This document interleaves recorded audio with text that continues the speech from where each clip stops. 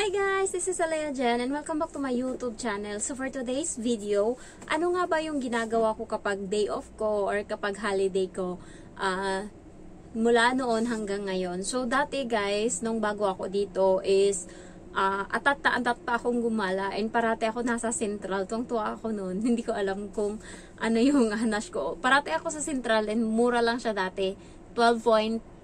12.5 lang yung pamasahe papunta dun. Ngayon 13.2 ganon yung pamasahe. So nagmahal na siya.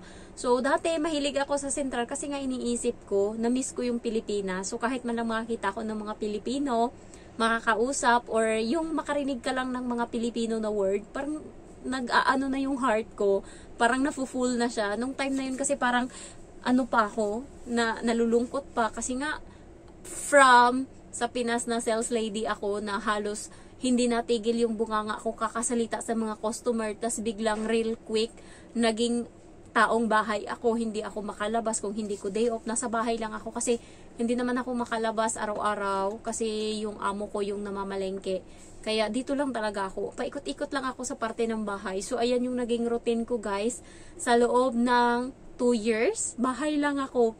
Makakalabas lang ako dati every Thursday kasi nga pupunta ako dun sa bahay ng matanda, kukunin ko yung bata. Pero ngayon nagbago na, nung tumagal-tagal na ako, pinagkatiwalaan na ako ng amo ko. So ako na yung nagsusundo sa bata kada hapon. Ang sundo na lang ng amo ko sa kanya is every Monday and Thursday. Pero yung Monday na yan, sinusundo ko pa din yung bata. Tapos nagkikita lang kami ng amo ko kasi dadalhin niya yung bata sa isa pang training center, yung exercise. So ako naman, dala ko yung bag ng bata pa uwi kasi mabigat yon and ayaw ng amo ko bitbitin yun, kaya inuuwi ko. Kaya 4 days ako nakakalabas. Aside ngayon is dati halos hindi ako nakakalabas ng bahay. Ngayon sa 5 araw or sa 6 na araw, 4 na araw yung labas ko dyan. So ganyan na yung naging ko ngayon. Ay parang na pala, 5 araw kasi Lunes lumalabas ako, Martes, Miyerkules, Huwebes, Biyernes. So 5 araw yung labas ko, Linggo bahay lang ako. Ayan, so hindi katulad dati na wala talaga. So nung unang mga buwan ko, lumalabas pa ako, pumupunta ako parati sa Jollibee. Ayan, pumupunta ako parati doon. And dati kasi hindi ko pa alam kung saan ako kakain. So every time sa Central ako pumupunta doon sa Jollibee nila. Ayan, doon. And, yan, pumupunta lang ako parati. Favorite spot ko dito sa Hong Kong is yung Ferris wheel, dyan na area. So, may mga upuan dyan banda sa mga pier. Dyan ako nakatambay dati. And then, wala, muni-muni lang. And then, kasama ko dati yung kaibigan ko.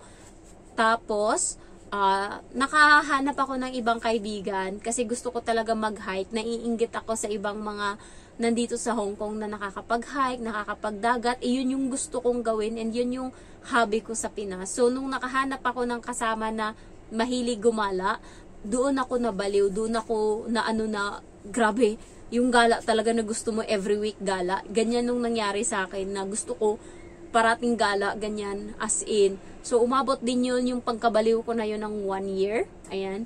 So, 1 year din. Sobra pala 1 year yung pagkabaliw ko sa gala. Sobra 1 year. Ayan. So, halos naikot ko na mostly ng mga lugar dito sa Hong Kong. Ayan. Naikot ko na yung mga popular na place. Yung mga Big Buddha, yung White na Buddha, yung Sky 100, yung Disney, yung Tai-O, Chong Chau, and then Lama Island, Sai Kung, and then ano pa ba? Disneyland, Ocean Park. Halos lahat na ikot ko na guys. Konti na lang yung hindi. Halos lahat na talaga, parang yung mga hindi lang, yung mga alam mo yung mga bundok-bundok, kasi ngayon parang feeling ko pare-pareho lang naman sila ng mukha. So parang okay na sa akin, naka-hike na ako, so okay na. Ang gusto ko na lang puntahan is yung Lama Island, dito sa kabilang part naman. Yun yung ini-aim ko talaga. Tsaka yung parang bridge, hindi siya bridge, parang slide siya na maraming tubig. May screenshot ako noon, gusto kong puntahan yun pag umulan. So, meron ako noon, 2 na lang yung gusto kong puntahan dito sa Hong Kong. The rest is okay na ako, satisfied na ako. Tapos, kaya din ako bumili ng cellphone na bago kasi gusto kong mapicturean kasi full na tong cellphone ko na luma dati and ayoko burahin yung lahat ng mga picture ng mga parents ko, ganyan, pamilya ko. So, full na siya. And yun, bumili ako ng isang cellphone para doon may mga picture ako, may mga memory ako, memory keeper ako. So, naubos ko na siya galaan lahat, na nakapaggusto na ako ba, na ano ko na lahat ng gusto kong puntahan. So ngayon nasa point na ako ng buhay ko na masaya na ako na gigising ako ng late. Dati kasi guys, minsan kapag nag-hike kami tas malayo, alas 6 pa lang kailangan mo nang gumising, mag-asikaso ka na. So dati kasi ako nagsasaing, ayan, or kaya ako nagluluto ng ulam, depende kung ano yung usapan namin, kung ano yung dadalhin. Ngayon wala na akong iniisip na gano'n, yung gigising ako ng 9 para lang ihanda yung kakailanganin ng amo ko, tapos babalik na ako dito sa kwarto, magsi-cellphone na ako, tapos magbumuni-muni, tapos lalabas ako ng alas 2:30, dati nga alas 3 na ako lumabas kung hindi pa yung tiyan ko gutom na, hindi pa ako lumabas, tapos sumasama pala yung tiyan kapag ganun. Kapag sobrang gutom ka, tas biglang kain ka, uuwi ako sa bahay na grabe, sobrang sakit ng tiyan ko na kailangan ko mag-CR. Tapos, nung iniba ko yung routine ko, nasa umaga, hindi kasi ako kumakain nung, tas biglang kain ako alas 3. So, ang ginawa ko is kumain ako ng biscuit sa umaga, tapos sa tanghali or sa hapon, mga alas 2, tsaka ako kakain ng kanin. So, doon ko na napansin na hindi na sumasakit yung tiyan ko katulad dati. So, yun lang yung routine ko ngayon. Gigising ng umaga, tapos alas 9 yan, tapos pupunta sa labas, asikasuhin yung gamit ng bata na kakailanganin nila, tapos babalik na dito sa kwarto, mahihiga na ako, tapos ayan, maggulong-gulong ako, mag-aerobics ako dito buong tapos lalabas ako alas 2:30, tapos kakain sa KFC or kahit saan dyan na gusto kong kainan, tapos mag-iikot-ikot, ayan, doon ko pinapatay yung oras ko sa pagtitingin-tingin ng mga kung ano-anong hanas-hanas dyan sa daan, ganyan, mahilig ako mag-ikot-ikot, mga kung anong mga anik-anik na mabili ko, ganyan. Tapos,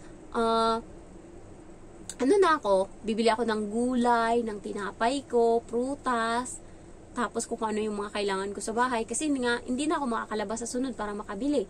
So, bibilin ko na lahat yan, and then, papasok na ako dito sa bahay. Ayan, tas uupo na ako, magsi-cellphone, kung ano gagawin ko.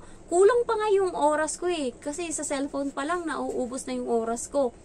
So, minsan nga, hindi na ako nakakapag-vlog talaga. Kaya, minsan wala akong upload. So, yun yung ginagawa ko sa day off ko.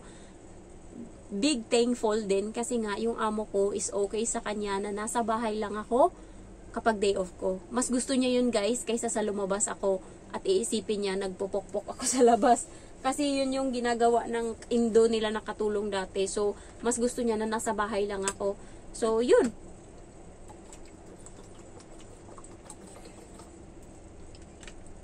Walang issue sa kanya kahit nandito ako sa bahay. Ayan. Tsaka alam niya naman na kapag nandito ako, hindi ako nagbubukas ng aircon kapag day off ko. So, nung nakaraan holiday, dito lang ako sa loob. Tapos lumabas ako 1:30. Kita nila ako. Tapos ayun, nagpaalam ako na alis na ako, kakain ako. Tapos binuksan ng amo ko yung kwarto ko dito kasi nakasarado to Pag uwi ko bukas na. So binuksan niya. Kasi maririnig mo kapag nagpatay ako ng aircon, may toot, may ganun narinig. So lumabas ako, wala siyang narinig na ganun. So pagpasok niya dito, mainit. So alam niya na hindi talaga ako nagbubukas. Alam niya naman yun na kapag day off ko, alam ko yung limit ko, hindi ako nagbubukas ng aircon. Kaya hinahayaan niya lang ako sa bahay kasi alam niya na hindi ko binubuksan yung aircon kapag day off ko.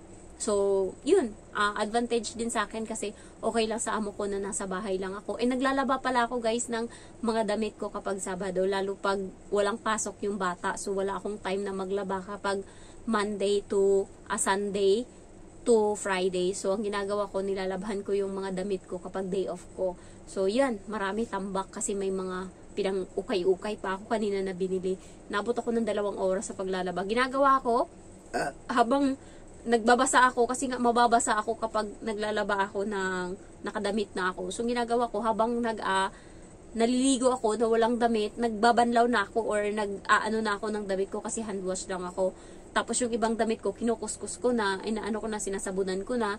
Tapos, yung iba, lalo kanina, ang ginawa ko, sinampay ko na din. Alam mo yung inano ko na, binanlawan ko na. So, nakaubos ako ng isang balde na bago pa ako matapos maligo.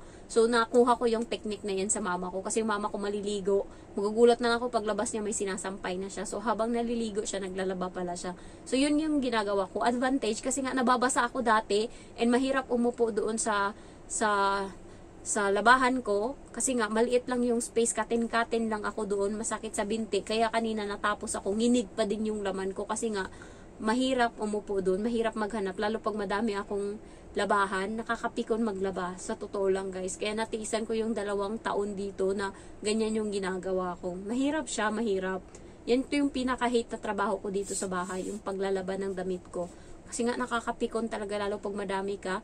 Tapos bawal ka pang magdamit ng short or ng tuhod na damit kasi gusto nila nakapajama ka or naka-jogging pants ka. Tapos biglang grabe. Sinaway kasi nila yung Indo na nagsuot ng ng hanggang tuhod na damit. Sabi nila bawal yan suotin. Palitan mo ng pajama, hindi pwede yan. So nagpalit siya ng pajama na damit. Tapos nagsumbong siya sa akin na hindi nga daw siya pwede magsuot ng ganun. So, yun yung sabi ko. Sabi niya, buti ikaw nakakasuot. Sabi ko, hindi. Talaga ako parati. Pajama talaga ako kahit sobrang init. Kahit kapag summer dito guys, yung singit ko na talaga pawis. Tas yung dito sa may dede ko. Grabe na talaga yung pawis. Yung halo-halo na. Kaya, ginagawa ko minsan kapag may tulog ako sa tanghali, tas hindi pwedeng buksan yung aircon. Ginagawa ko is, hinuhubad ko yung damit ko. Tas natutulog ako ng ganyan. Walang damit. So, yun. Inuubos ko yung oras ko sa ganyan. And pagdating dito sa bahay, nag-nail cutter ako ng kamay ko, ng kilay ko, ng kilikili ko, inasikaso ko yung mga kailangan asikasuhin sa sarili ko. Alam nyo ba na malinis pa yung kuko ko kaysa sa mga amo ko? Yung mga amo ko bago maggupit ng kuko, ganyan nakalaki, tas doon pa yan sila maggupit sa may sa may CR. Nagkalat yung mga kuko doon sa may kahit saan na. Ba't hindi kaya nila maggupit kung saan, tapos lagyan lang ng tissue para linis yung mga kuko. Ewan ko anong pamahiin nila yan. Doon pa yan sila magupit sa CR talaga. Yan. So, ganun lang natatapos yung day off ko. Satisfied naman ako. Kulang pa. Siguro kung pagustuhan mo lang ako, kaya kong pumirme dito sa kwarto. Basta meron lang akong cellphone. Ayan. So, kulang talaga yung time ko sa cellphone. Grabe ko ka-addict sa cellphone. Wala naman akong ginagawa. Nanonood lang ako ng mga reels. Yan. Tapos, ini-screenshot ko yung mga gusto kong mga reels, ganyan. Tapos, yan. Inano ko lang, ini-screenshot ko, tapos sa sunod na maumay na ako dyan, delete ko rin naman. So, thank you for watching and I love you all. Bye-bye. Tsaka swerte ako kasi yung ibang mga katulong pala, nasa labas lang sila ng building namin nakatambay, hindi sila pumapasok sa loob. Ako, wala. Tapos yung mga trabaho ko naman kapag day off ko, konti lang. Yung buka lang sa loob yung pagtrabaho, hindi yung sa pilitan, ganyan. So, kapag day off ko, hindi ako pumapasok dun sa kwarto nila. Bahala kayo dyan. Hindi ako pumapasok. Tsaka, yun talaga yung maganda. Kasi yung kapatid ng amo ko, may katulong sila. Kahit na day off niya, siya pa yung pinapa-stabay sa bata para patulogin yung bata, tapos paliguan. Hindi ako ganyan. So, sila yung nagliligo sa bata. Kasi magagalit talaga ako. Day off ko yan eh. Minsan na nga lang ako mag-day off. So, yun. Thank you for watching.